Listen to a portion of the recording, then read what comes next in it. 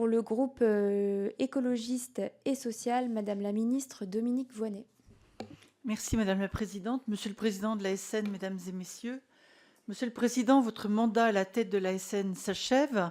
Les défis qui attendent le système de contrôle de la sûreté et de la radioprotection restent considérables, comme votre exposé introductif, précis, lucide et responsable l'a indiqué. À la veille de votre départ, j'aimerais pouvoir approfondir 2 questions au regard des responsabilités qui sont les vôtres, dans le contexte de vieillissement des installations aujourd'hui en fonction, de relance du nucléaire et de réorganisation totale du système de contrôle. Ma première question concerne l'état d'avancement de la création de la nouvelle autorité de l'ASNR, mise en place par la loi du 21 mai 2024. Êtes-vous totalement serein ? Vous avez tenté de rassurer les députés qui se sont exprimés avant moi en affirmant que les missions d'expertise, de contrôle, de recherche seraient assurées au 1er janvier, comme elles le sont aujourd'hui. Pour faire court, vous décrivez une juxtaposition du travail des entités qui composent ou composeront la nouvelle ASNR, mais qu'en est-il de l'intégration ? Cette organisation transitoire ne semble pas apporter de valeur ajoutée. Si vous deviez expliquer à un béotien la valeur ajoutée que vous attendez de la nouvelle organisation, quelle est-elle ? Pour notre part, nous sommes et restons convaincus de la nécessité de toujours séparer l'expertise et le contrôle, vous le savez. Plusieurs députés ont évoqué leurs inquiétudes concernant l'organigramme, l'absence d'études d'impact, l'absence de règles de prise de décision, l'absence de planning précis. Vous avez vous-même pointé la nécessité de tenir une vision et une stratégie claire, et vous nous expliquez que finalement c'est le collège et non la direction de la stratégie qui sera amenée à en décider. Mais quels sont les moyens qui seront mobilisés pour éclairer le collège, pour nourrir son débat ? Voilà une question qui doit être creusée.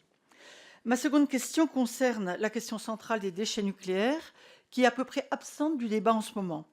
Lors de la présentation de votre dernier rapport d'activité devant l'OPEX en mai dernier, vous avez affirmé qu'il n'est pas concevable d'avoir un programme nucléaire ambitieux sans avoir en parallèle traité le sujet du déchet. J'aimerais avoir votre avis sur l'absence de réaction des services de l'État et des différents gouvernements qui se sont succédés sur la gestion des déchets radioactifs de la première usine de La Hague, UP2 400. Un récent rapport de l'association Global Chance fait état d'importants volumes de déchets issus du retraitement, toujours entreposés en vrac dans des conditions précaires sur ce premier site de La Hague, définitivement à l'arrêt depuis plus de 40 ans. Des milliers de tonnes de déchets qui n'ont toujours pas fait l'objet d'une reprise et d'un conditionnement adéquat par les exploitants, Areva puis Orano, malgré de très nombreux rappels à l'ordre de votre autorité.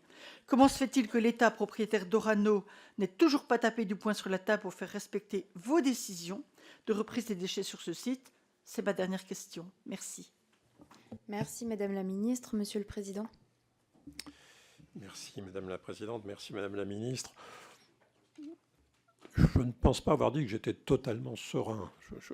J'ai dit que c'était possible, dans les situations où nous nous trouvons, en faisant bien évidemment en privilégiant plutôt la recherche de solutions que de la mise en exergue d'un certain nombre de problèmes, que c'était possible de faire fonctionner la future autorité au 1er janvier 2025 parce que nous avons fait le choix de la juxtaposition pour l'ensemble des services métiers et que ces services métiers travaillent déjà ensemble. Nous ne sommes pas en train de créer une autorité pour 2 entités qui ne se connaissent pas ou qui ne travaillaient pas ensemble ou qui faisaient la même chose et qui étaient en concurrence. Non, nous rassemblons, parce que la loi l'a prévu, au sein d'une future autorité, des gens qui travaillent tous les jours ensemble, qui font des choses d'expertise et de recherche d'un côté et d'instruction et de contrôle de l'autre. Donc à partir du moment où nous maintenons l'organisation technique pour ces métiers, nous avons tendance à croire que c'est possible de mettre en place cette organisation au 1er janvier. L'intégration, bien évidemment, elle est nécessaire. Ça n'aurait pas de sens de faire une réforme de cette nature pour maintenir une juxtaposition à l'intérieur d'une nouvelle autorité des organisations métiers actuelles. Il va falloir aller plus loin. Il va falloir dégager une véritable valeur ajoutée de cette organisation. Nous avons un certain nombre de travaux qui ont démarré entre les équipes de l'ASN et de l'IRSN, justement pour préparer d'aller plus loin.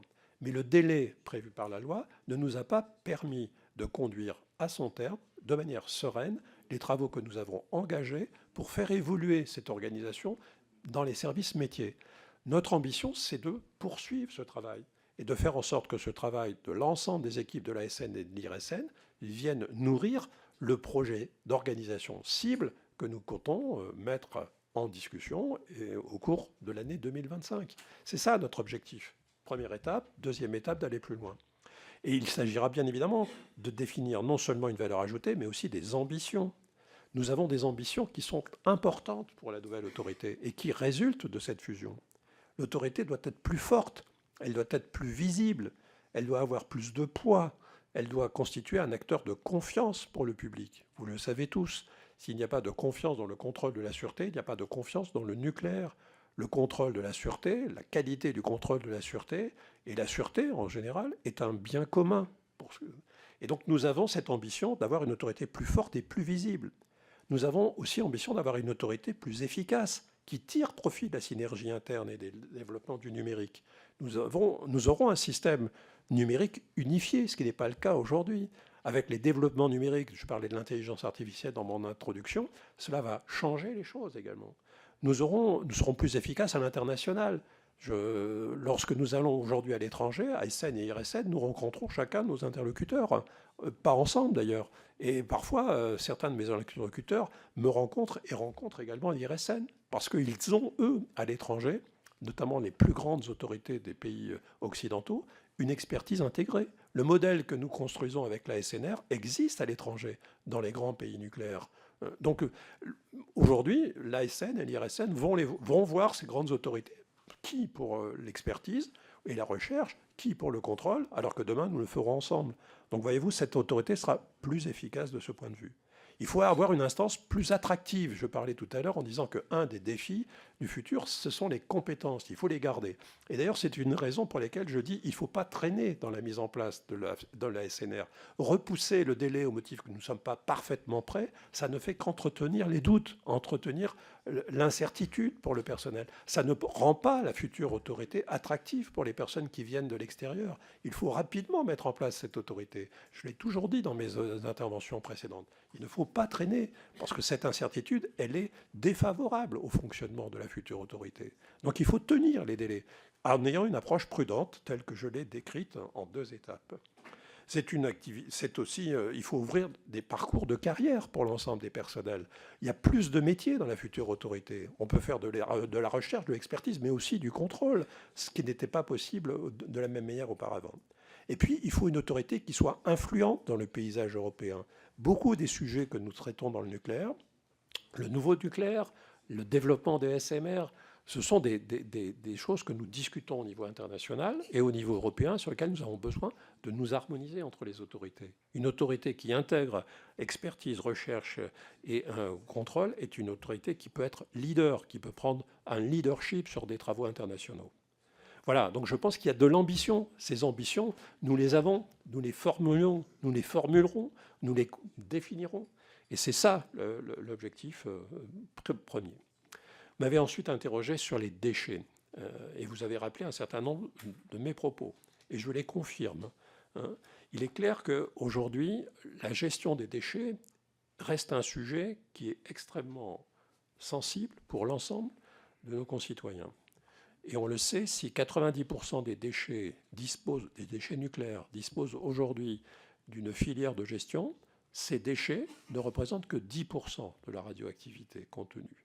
Et donc il y a un effort à faire pour pouvoir définir des solutions de gestion pour les déchets qui sont à plus haute activité ou qui sont à déchets de basse activité mais à vie longue, pour lesquels nous n'avons pas aujourd'hui encore de filière de gestion sûre qui soit définie. Et puis dans les déchets, il y a ce que vous avez souligné, c'est également les déchets historiques, les déchets du début de l'épopée nucléaire, quand les filières de gestion n'existaient pas, quand les conditions d'entreposage des déchets n'étaient pas suffisamment encadrées. Et ces déchets qui existent à Orano, qui existent aussi au CEA, du début de l'épopée nucléaire, sont des déchets qui attendent que des filières de gestion définitives soient mises en place. Et cette attente nécessite que l'entreposage de ces déchets soit réalisé de manière sûre. Et ça suppose une reprise et un conditionnement de ces déchets anciens pour continuer un entreposage dans l'attente des solutions définitives, notamment la solution pour les déchets à haute activité vie longue. Et je le confirme, je terminerai là-dessus, c'est, de mon point de vue, et en tant que président de l'ASN, j'estime qu'il n'est pas concevable d'afficher de nouvelles ambitions pour le nucléaire sans, en parallèle, mettre la pression et les moyens pour que les déchets du nucléaire trouvent des solutions définitives ou soient entreposés dans de bonnes conditions. C'est une question de crédibilité. Il faut que les deux soient réalisés en même temps. C'est possible. Merci, Monsieur le Président. On va poursuivre avec le groupe Les Démocrates. La parole